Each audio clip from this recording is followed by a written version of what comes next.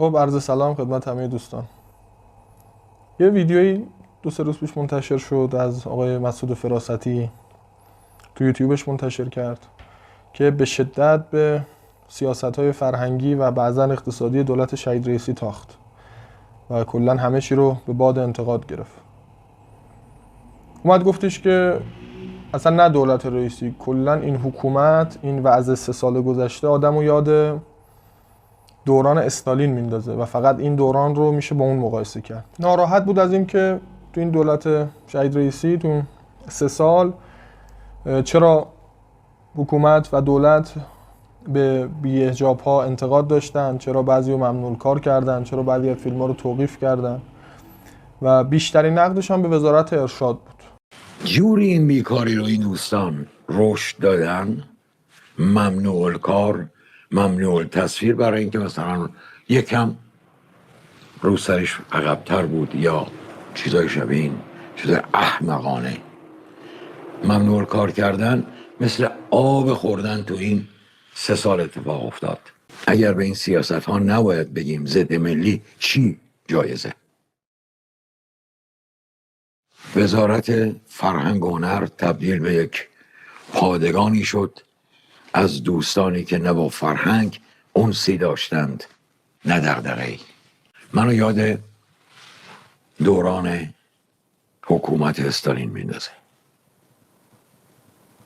در دوران حکومت استالین بسیاری از هنرمندان همین وضعیت رو پیدا کردن. حالا تا دیروز که تو صدا و سیما یه سفره پهن بود، یه برنامه‌ای داشتن، اینا همه دور هم بودن، خبری از این انتقادها نبود. همین که قصه عوض شده و اینا دیگه جایی تو صدا و سیما ندارن، همه شدن اپوزیسیون منتقد و کلا مواضع دیگر میگیرن. اما جالب اینه که بیشترین انتقادش به وزارت ارشاد بود که این وزارت ارشاد دولت آقای رئیسی شبیه یک پادگان بود، نه یک وزارت فرهنگی. کدوم وزارتخونه؟ وزارتخونه‌ای که وزیرش آقای اسماعیلی بود. حالا جالبه که روحیات آقای اسماعیلی مگه اصلا به پادگان و نمیدونم مسائل امنیتی میخوره که اینها اومدن اینجوری حرف میزنن؟ والا ما هرچی که دیدیم از آقای اسماعیلی و وزارتخونه‌اش نه شبیه پادگان بود، نه از این حرفایی که بخواد به انقلاب اسلامی وفادار باشه، یا از اون برخوردهای امنیتی میگه که دوران استالین تو شوروی میکردن این بخواد اینجوری انجام بده. 3 سال آقای اسماعیلی تو وزارتخونه بوده، دغدغه وزارتخونه‌اش بازگشت معین بوده، دغدغه معاونت سینماییش بازگشت بهروز وثوق بوده.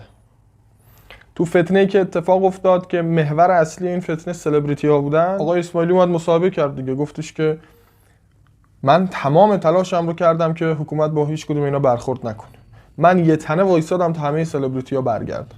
شما میدونید من بیشترین دلخوری از بچه‌ها جبهه انقلاب دارن، وزیر لیبرال، وزیر تصاحب، ایتاپی، من و فوش چی میخورم؟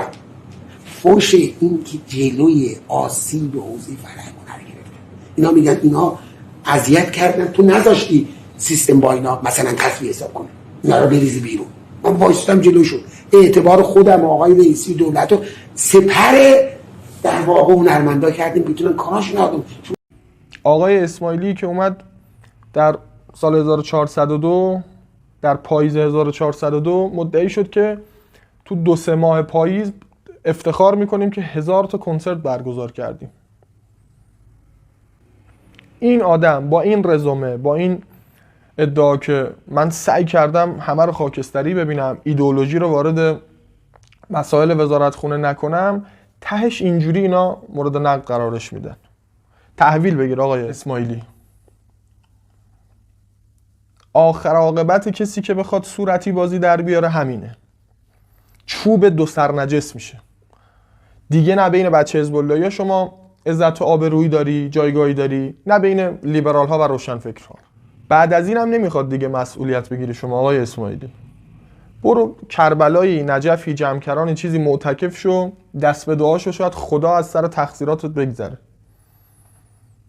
هر چقدر که بی‌حجابی تو این مملکت بیشتر بشه، فحشا رواج پیدا کنه، گردن امثال توه که نذاشتید حکومت یه تصمیم درستی بگیره. هی تو این شورا و تو این جلسه و تو اون مجموعه نشستید گفتید که ما نداریم با سلبریتی ها برخورد کنیم. هیچ کسی دیگه شما رو گردن نمیگیره. آخر عاقبت کسی که بخواد بین حق و باطلی که خدا به وجود آورده بیسته و موضع صورتی بگیره. خیانت کردید شما به جریان انقلابی.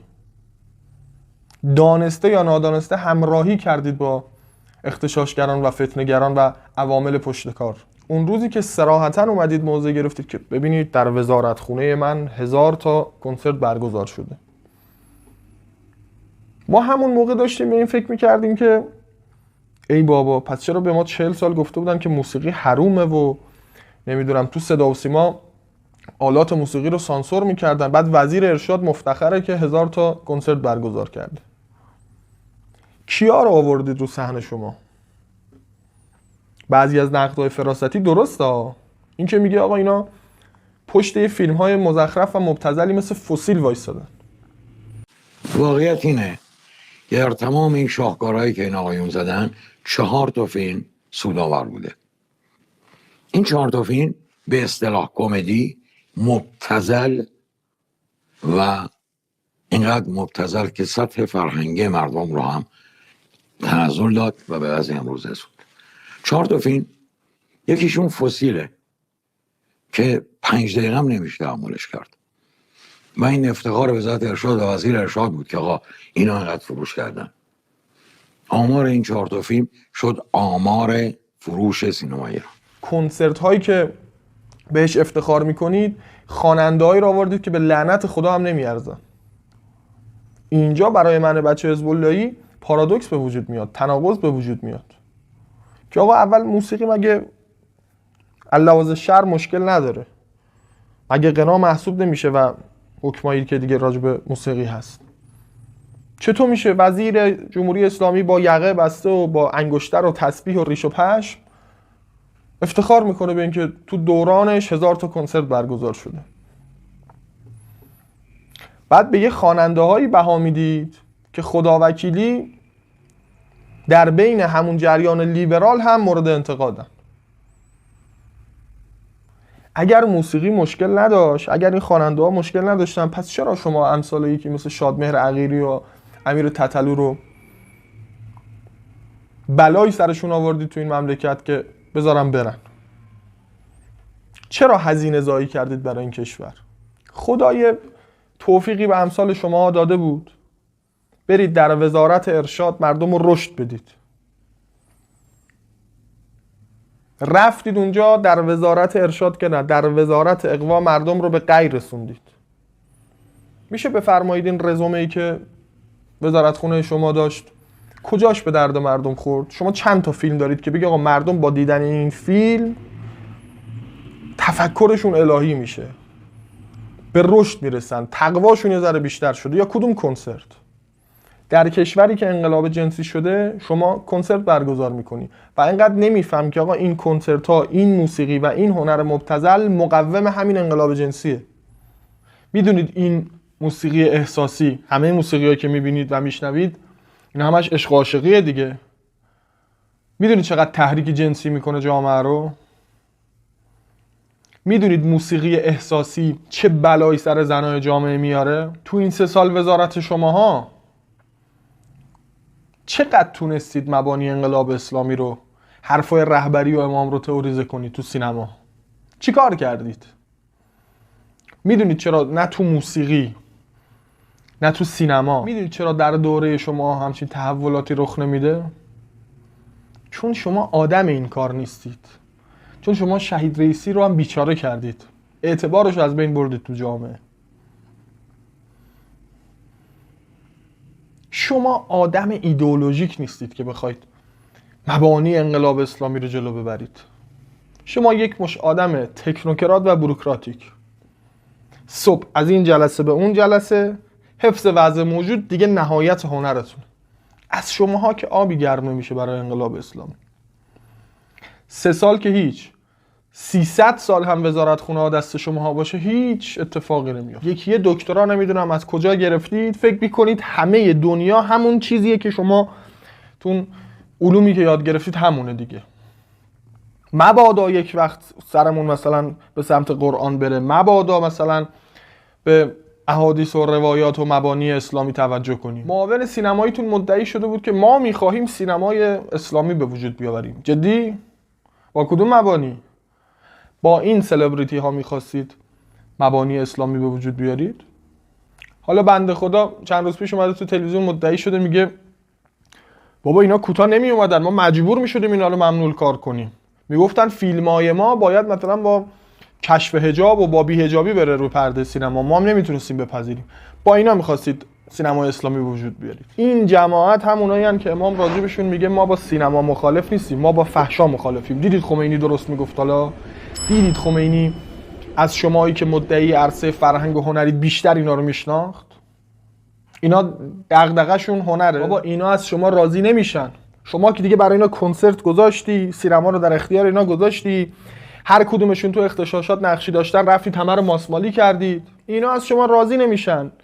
قرآن میگه دیگه، میگه اینا تا شما رو به دین خودشون در نیارن دست ور نمیدارن. اینا تا شما رو مجبور نکنن که زن و مرد اینا رو جلوی دوربین تو رخت خواب هم بخوابونید، ولکن شما نیست.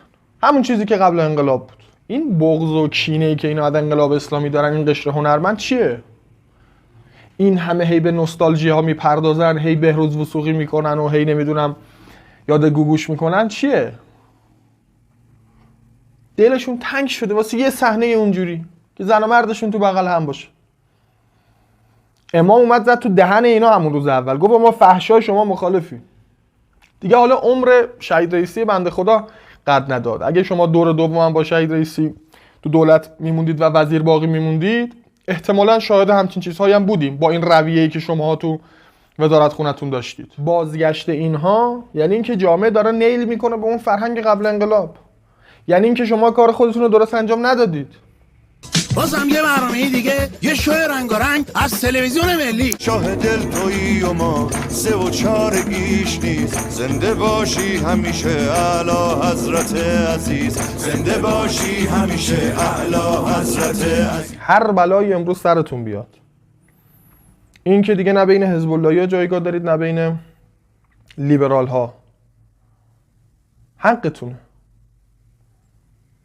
چون خواستید بگید خب ببینید یه عده حزب اللهی اینا که تندروان و متحجرن و ضد هنرن، این ورم که اینا خب حالا اون قدم که اینا میگن مثلا مفسده ندارن و انقدر مشکل ندارن و ما بیایم این وسط یه موضع صورتی بگیریم، ما بشیم پسر خوبه، گودبوی داستان ما بشیم.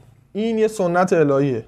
هر کسی بخواد بین حق و باطل وایس صورتی بازی در بیاره، پسر خوبه باشه، خدا یه جوری دهنشو سرویس میکنه که تا آخر عمر نفهمه کجا خورده. در فتنه‌ای که رخ داد، سلبریتی‌ها سربازان کف میدان بودن. بیش از 1000 خورده نفر از اینا 3-4 ماه مرتب علیه نظام موضع گرفتن.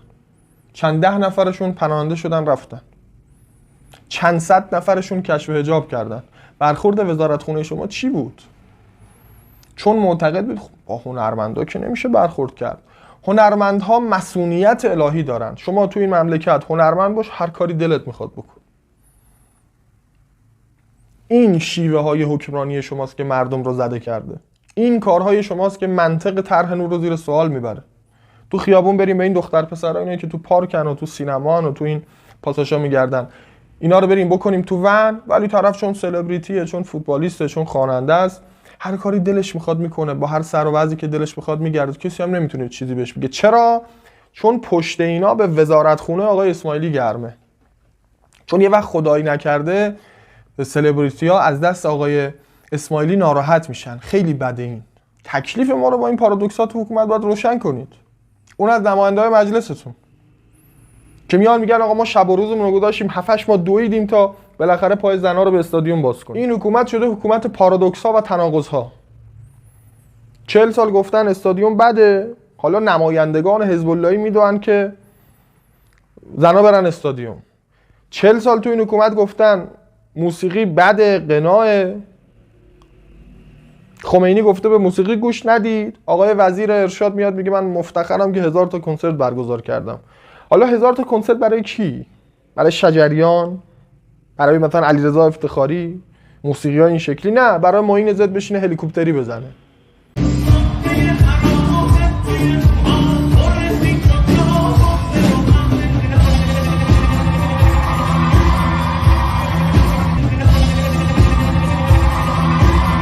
این شیوه های غلط حکمرانی شما باعث شده که حکومت امروز با این قضایا روبرو بشه. سردرگمه، نمیدونه باید چیکار کنه. مردم هم موندن، واقعا ما هم همینجوری موندیم داریم نگاه میکنیم. بچه حزب اللهی ترینتون مثل وحید یامینپور دغدغه‌ش اینه که بوکس بانوان رو اندازی کنه. اون شورای عالی که برای ورزش تصمیم میگیره، ممکنه بوکس رو هم مثل اون کوراش، مثل ووشو، مثل تکواندو آزاد بکنه. دیگه شما که همه چیزتون به راه سلبریتی پروریتون، به راه ورزش زنانتون، به راه دمشون گرم میرن مدال میارن تو المپیک براتون، موسیقیتون سر جاشه، استادیوم رفتنشون سر جاشه. خب الان حجاب واقعا یه چیز مزاحمه. اینم بردارید دوره هم خوش و خرم زندگی کنیم دیگه. دولت مستقرم که دولت وفاق ملیه دیگه. میفرماد فاعتبروا یا اولو الابصار. ببینید این آخر عاقبت کسایی که اینجوری حق و باطل رو با هم خلط میکنن، ممزوج میکنن که این وسط معلوم نبشه کی به کیه. یکی به نل میزنن، یکی به میخ. همه ببینن، از مده ها گرفته تا سیاسیون، تا منبری ها، تا بچه های اهل رسانه و فرهنگ، همه ببینن. فاعتبروا یا اولو الابصار. ببینید و عبرت بگیرید.